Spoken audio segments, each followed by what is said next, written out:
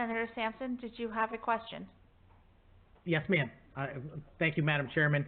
Brian, just curious, just listening to the conversation you were just having with my colleague, I'm just a little bit confused. You mentioned that people were discriminating against you and making slurs against you, in your words, for being gay. And yes. I got to tell you, I'm confused by that because I don't know how anyone knows your sexual preference as a stranger in a restaurant or anyone else. I can't remember exactly what you said. Well, I do have a husband that I've been with for 23 years. Actually, it'll be 24 years in a couple of weeks. So yes, and whenever I'm in public with my husband, as a couple, we're not having PDA or doing anything inappropriate. We're simply existing, and the simple existence of a gay couple is still something that gets slurs and words thrown at you, and also I am considered, some may say more effeminate than others. I will wear makeup. And I have purple hair. You often hear about the blue hair liberal. Well, I was until a couple of weeks ago. Now I'm the purple and green one. But we do have that, and people make assumptions based on someone's expression. And as I was clear, that was not discrimination in the sense of housing, employment, or anything physical. It was a different type of discrimination. But yes, that is happening, and we are seeing that amplified. Thank you for that answer, Brian. I appreciate the clarification, and I would agree with Representative Master-Francesco. That type of thing, that behavior is to be shunned. It's not supposed to be accepted in our society, and I would certainly condemn anyone that behaved like that as well.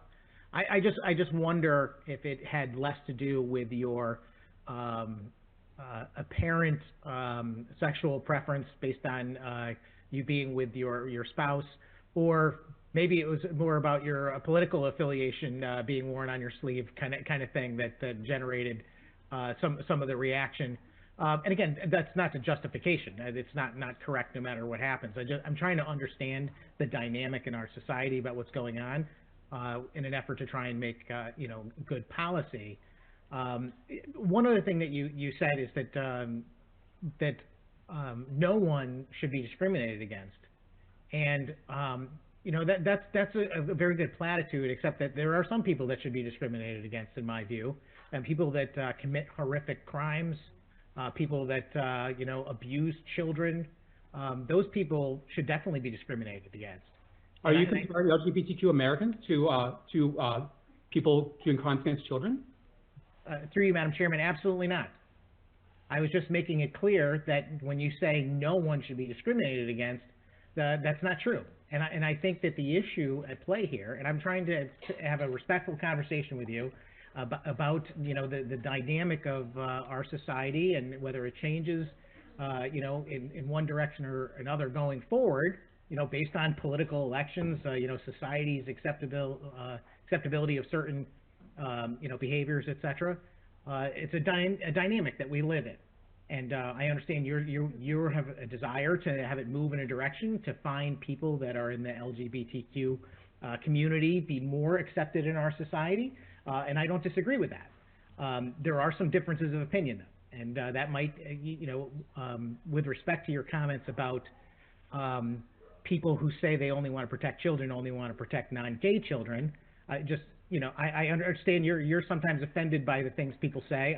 I think that was purposely said to generate some offense in my direction for my previous comments. And I just want to respond to it and say it's absolutely not true. I just want to protect all children. And, no. I don't think it was fair to make that comment about me or anyone else. However, I will say, and I'll give you a chance to respond, I'm trying to lead up to a question because that's my job here, right. Which is that, can you understand that some people might have a different perspective about gender reassignment surgery as it pertains to children?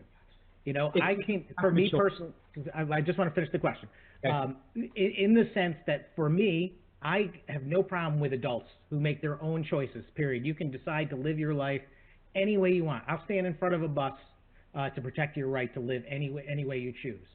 But when it comes to gender reassignment surgery for children, I'm up in the air about whether I believe that is a legitimate thing to be occurring. I don't know that children, especially really young children, understand what's happening or should be placed in that position. I think that you should wait till you're an adult till you can make a decision. Now, I understand there might be arguments to say that might not be. I'm waiting for the question. You're speaking a long time. There's not been a question. Okay, well, my question is, can you understand that some people might have a different opinion when it comes to children and gender reassignment surgery, and maybe try and work with them to educate rather than just suggest that they are bigots? Through you, Madam Chair. Thank you. I will Let's be careful. I'm going to interject myself here. We have to speak one at a time. Go ahead. I will confidently say that gender assignment surgeries are not happening to children in Connecticut. It is not happening. It's fear-mongering that is done by the right to demonize people. What's happening is people are getting gender affirming care, which can include therapy, is one of the very first steps in just affirming a person's gender. It always comes to protecting the children. That's why I constantly say that people who claim they care about protecting the children do not care about LGBTQ rights, or LGBTQ children, I should say, because I give the numbers on suicides and how many people died, and you don't care about those numbers. You just don't. Okay, I'm going to... If you did, you would actually want to hear what gender affirming care is, and also it's been exhausting that we are told you know, you said about me being political and my people can see my politics. I don't care about politics. My existence as a gay man should not be political. But unfortunately, Republicans have made it so. They have made laws against my existence my entire life. I am 51 years old, and I have had laws again and again and again. We have all these bills. The ACLU is tracking all of these bills in the country against LGBTQ people. That 100 new bills in the past couple of months, 9 in Connecticut. So I want to be able to live my life, as do most LGBTQ people. Let us live our lives. We're not trying to be political. We're trying to exist. We need to, thank you. Before the conversation continues, I think we need to be able, in this dialogue, to ask questions, to state each person's individual opinion, but we can't assign motive or other attributes to what the other person is saying. So you can continue to have this conversation, but I would like the conversation to not assign beliefs to the other party. Is there any further questions? I believe I still have the floor, Madam Chair. Yeah, well, that's why I'm asking. Do you have another question, Senator Sampson? Madam Chairman, no. I'm gonna skip asking any additional questions in the interest of not getting into a debate here. I'm sorry if I was misinterpreted by Brian. I was just trying to ask some maybe they were pointed questions, but they weren't intended to inflame the discussion. They were to find out facts so that I can make good decisions going forward. Thank you, Madam Chairman. Okay. Thank you.